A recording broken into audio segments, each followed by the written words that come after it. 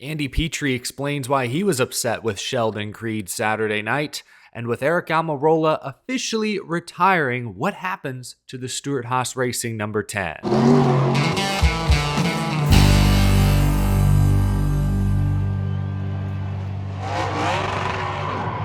How's it going, y'all? My name is Aric. Welcome to Out of the Groove. Happy Halloween. My costume, or lack thereof, is underwhelming. I still have this axe from, if you watched Groovy Hollow. I did dress up for that last week. I kind of like having this here. I mean, it's plastic, but it looks threatening, kind of. I'm pretty sure you can see where it says Made in China. Today, we're following up on a couple of major stories from this past weekend.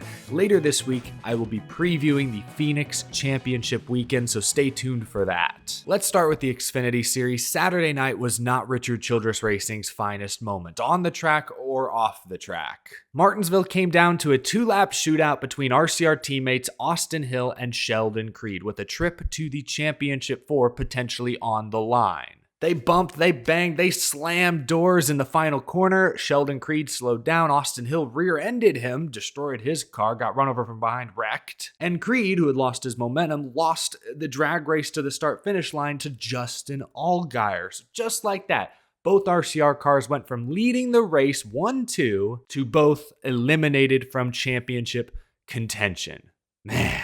Still crazy to go back and watch those clips. What a dramatic turn of events. Austin Hill was upset, saying afterwards that he can't wait for Creed to leave RCR. Richard Childress was upset, telling NBC Sports that Sheldon Creed is the stupidest driver he's ever employed. Oh, wow. Andy Petree, competition director, was seen confronting Sheldon Creed by his race car on pit road immediately after the checkered flag. RCR made Sheldon Creed out to be the scapegoat, which was easy to do because he's already announced he's leaving. He won't be with RCR in a week, if not sooner, but we'll touch on that more in a moment. Now, this all happened Saturday night.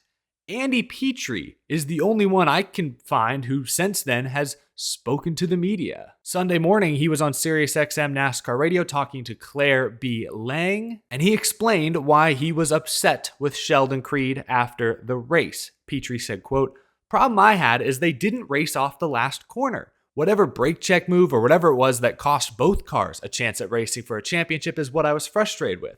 I just felt like he, Sheldon Creed, could have handled that better. All I said was, why couldn't you just race him off the corner? If he races him off the corner, he wins." Petree then concluded by saying, he didn't have a problem with the beating and banging beforehand. He just didn't like what Creed did in turns 3 and 4. I have no problem at all with the way they raced each other up to that point. I knew gloves were going to be off, and it was going to be, it was going to be a slugfest, and it was. And it was actually a really good finish. But that last little move is what I was frustrated with. It knocked both cars out of a chance to race for a championship. I've seen a lot of fans on social media the last couple days talking about the SMT data. I have not seen the SMT data, but in my eyes, it does look like Sheldon Creed either taps the brakes or slows down considerably in the center of 3 and 4. I don't think Sheldon Creed did that maliciously. I don't think he hit the brakes, brake checked Hill intentionally to ruin Austin Hill's race.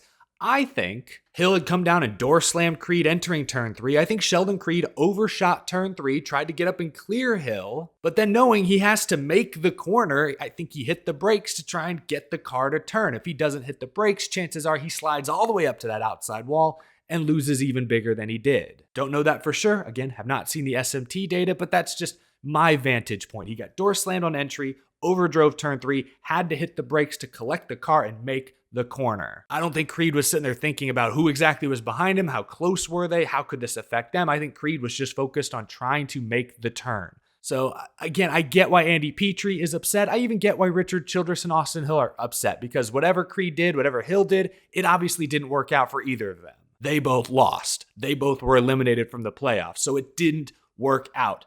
Frustration is justified. What isn't justified is the public reaction and response. Andy Petree dropping an F-bomb, confronting Sheldon Creed in front of fans, cameras, right after the race is not a professional look. Richard Childress insulting his own driver when talking to a reporter, extremely unprofessional. Petree, Childress showing that kind of emotion in front of, again, fans, cameras, reporters, everyone is not becoming of a top flight sports organization. That is not how they should handle internal conflict. wildly entertaining, but unprofessional. I honestly think that some of the frustration we saw Saturday night had been brewing for quite a bit, at least a couple of weeks, since Sheldon Creed suddenly announced he was leaving the team. For months, it seemed like Sheldon Creed and Richard Childress Racing would get a deal done. Creed kept saying he wants to be in the 2-car. RCR seemed to like Sheldon. But then a couple weeks ago, Sheldon Creed announces he's out. He's gone. He's leaving. And Richard Childress Racing didn't even let him break his own news. Remember that?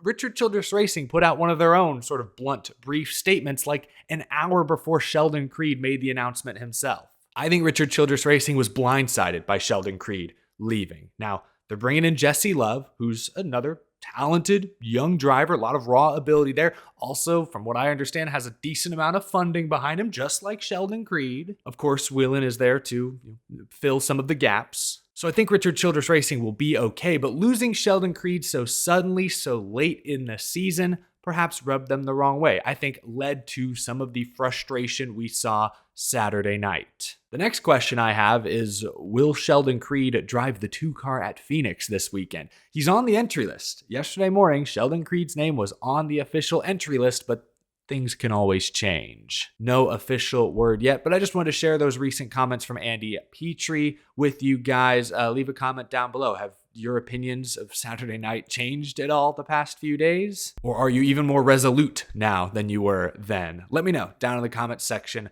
below. But now let's move up to the Cup Series and let's talk a little free agency. Well, first, I guess we have to address the elephant in the room that we've really barely discussed on this show yet. On Saturday, Aric Almirola officially confirmed he is retiring from full-time NASCAR racing at the end of this season. He released a statement on social media. I'll read some of it. He began with saying, "After much prayer, consideration, and conversations with my family, I'm ready for the next adventure." He then thanked SHR, thanked Smithfield, which Smithfield, it sounds like, is also now on their way out since Almirola won't be racing full-time. But then Aric Almirola continued, quote, "God turned my childhood dream of being a professional race car driver into reality, and I'm incredibly grateful. Grateful for the opportunities, the wins, the celebrations, the struggles, the partnerships, and most of all, the people I've met and the friendships we've made. My family and I have been blessed beyond our wildest imagination because of all that the NASCAR community has to offer. As for the future, Proverbs 19:21. I went and looked up that Bible verse there. It reads, "Many are the plans in a person's heart, but it is the Lord's purpose that prevails." I think that does encompass Aric Almirola's situation very well. He wanted to do some part-time stuff with Stewart-Haas Racing next year. It sounds like those deals never came together. He still wants to race next year and is hoping to put together some sort of part-time schedule, but much of that planning is out of his control. Whatever happens, happens for a reason, I suppose. Now, Aric Almirola did say this regarding his desire to keep racing. Almirola said, quote, "I'd like to not quit cold turkey. I think there are some opportunities, but it's hard. It's challenging to figure out things that make sense for race teams to do it part-time. Most race teams want somebody to run full-time and race for a championship. So we'll see if we can get it worked out." Almirola stressed that he wants to strike a better work-life balance, but he doesn't want to quit racing altogether. He's only 39 years old, which, for most professional athletes, that would be the very end of your career. But in NASCAR and stock car racing, you could argue he's still at the tail end of his prime. Like, Aric Almirola can absolutely still drive race cars. Hopefully we see him race maybe Xfinity or even trucks a few times next year, or even Cup. Who knows? Hey, get him out there on the super speedways. He could make something happen. Or New Hampshire, shoot, honestly. Still focusing on Aric Almirola for a moment, we'll talk more about Stewart-Haas Racing, the 10, that future in just a moment. Aric Almirola, at least since he's gotten to Stewart-Haas, in my opinion, has always been the perfect measuring stick. He's always been a solid race car driver, 3 career Cup wins, one at Daytona in 2014, rain shortened, but I was there, got the petty 43 to victory lane. In 2018, he won Talladega, playoff race. He was in the round of 8 that season. 2 years ago, New Hampshire, I mentioned a moment ago, won that race to clinch a playoff spot. Came out of left field, an upset victory, tremendous moment. Even this year in his final season, I know it wasn't the year on the Cup side he was hoping for, but he won an Xfinity race at Sonoma, so he still went home with a trophy this season. He's always been a solid race car driver, but I don't believe he was ever meant to be like the number one guy on a truly competitive race team. His last few years, he's ebbed and flowed with Stewart-Haas Racing. Like I mentioned in 2018 or 2020, Almirola's 2 best years statistically. Those were the same years where his teammate Kevin Harvick won 17 races total. The Stewart-Haas racing cars were really fast,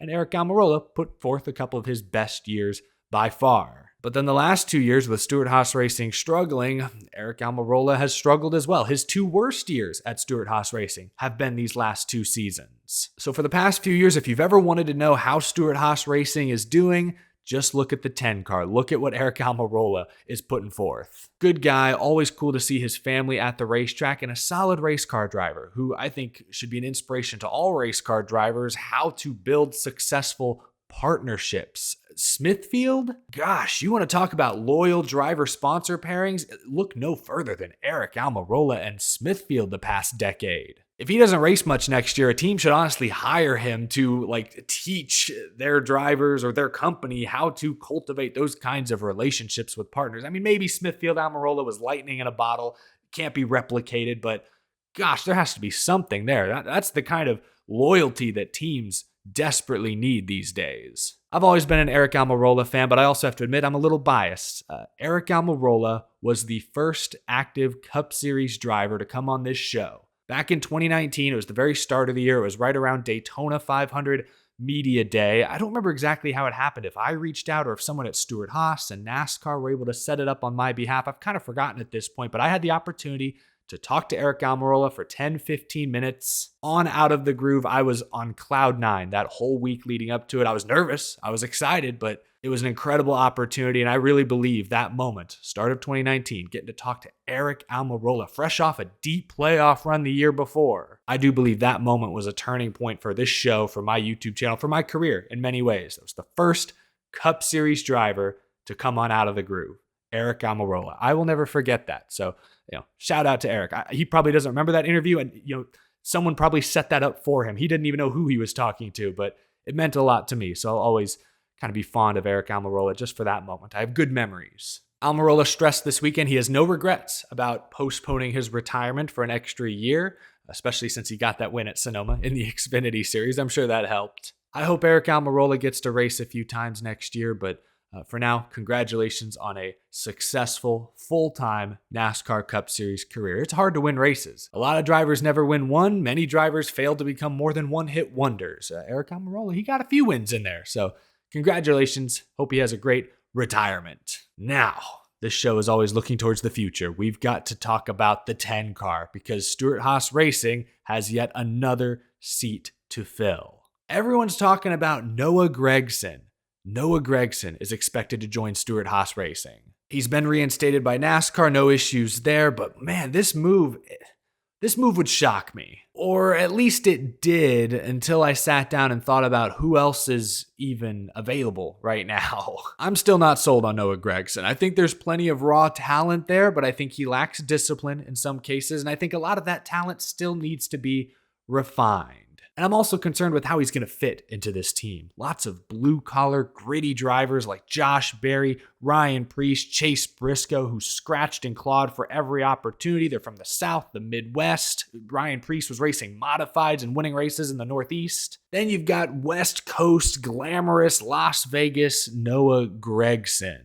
He's a few years younger than all these other drivers I'm talking about. I just don't know. Personality-wise, background-wise, I don't see them naturally gelling together. I know Stewart-Haas Racing has been able to fit drivers from all walks of life together in the past. I mean, this is a team that had Clint Boyer, Kurt Busch, Danica Patrick, Harvey. I mean, these are different personalities, big personalities, and they've made it work in the past. So I'm probably a little more concerned with this than I should be, but it is something I think worth mentioning. Now, again, I said I'm shocked that Stewart-Haas Racing would go with Noah Gragson.